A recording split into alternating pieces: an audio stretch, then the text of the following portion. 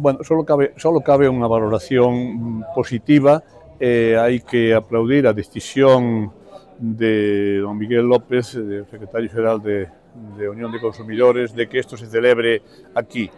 Eu, cada vez que veño a Sober como fillo nacido aquí, onde vivín durante 14 anos, como neno, pois evoco unha serie de experiencias da vida.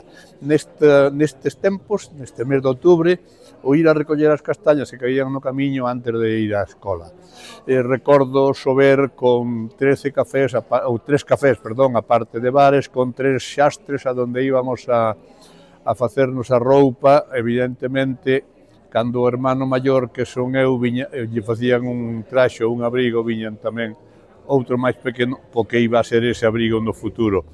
A vida cambiou, evidentemente, casas de comidas, feiras, e hai que buscar o reemplazo, a sustitución daquelo por un fenómeno que aquí, sin duda, pode ser o turismo. E por eso non debemos de explotalo, sino de buscar un equilibrio entre ese turismo que fixe poboación, que nos poña no mapa, que dé vida e que non dé lugar á explotación para evitar a turismofobia. Eu coido que hoxe aquí no Concello de Sober, a Ribeira Sacra, que para nós é a Ribeira de Amandi, o arte, as iglesias, a de Proendos, a de Lobios, a de Pinol, que é a miña parroquia, os miradoiros, son elementos importantísimos para atraer moita xente.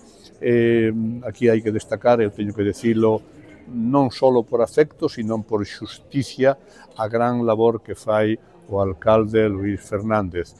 Coido que hoxe é unha boa oportunidade para falar de todo isto e para sacar conclusións.